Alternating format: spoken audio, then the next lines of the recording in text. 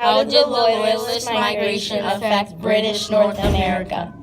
The end of the American Revolution brought tens of thousands of Loyalist refugees to the doorsteps of First Nations Canadians and existing maritime settlers.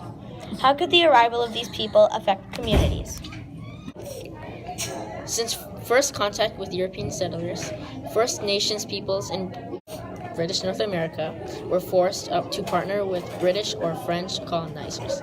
Although First Nations never surrendered their independence, they had to make alliances with the colonizers to keep as much power and control over their lives as possible.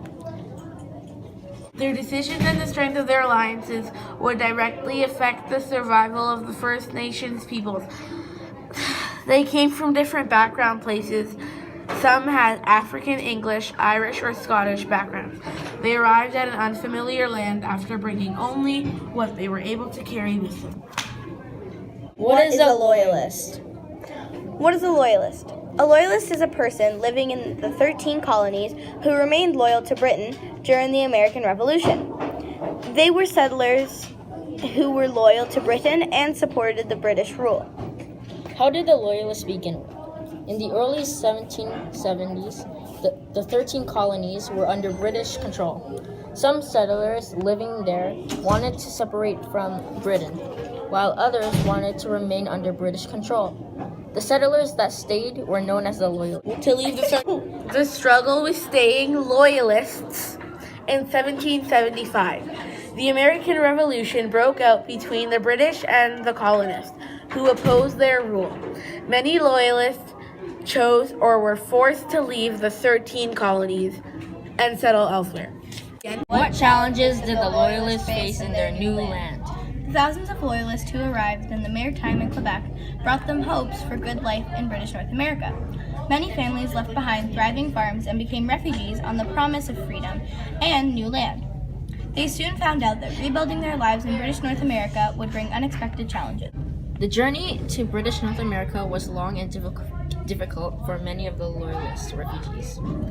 Once Loyalists had arrived, they could begin the process of acquiring land. Individual Loyalists or groups of Loyalists could petition or request one or more lots.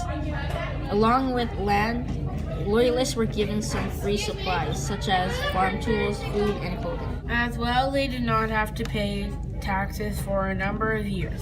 In exchange for all of this, the Loyalists needed to complete certain tasks, or else they had to give the land back. This usually meant that they had to clear and farm a set amount of their land within a certain time period. However, many Loyalists did not receive land right away. Some of the land that you see around present-day Lake Ontario, North Shore, and St. Lawrence River has been cleared from farmland, roads, and buildings. When the Loyalist settlers arrived in British North America, the land was very different. It was wild with great forests and often to the edge of the water. Caused the mass migration of Loyalists. The mass migration of Loyalists was caused by some people not wanting to live under British rule. Some people stayed in Britain, while most of them stayed in Canada. How did the Loyalist migration impact British North America's population? Impact on First Nations.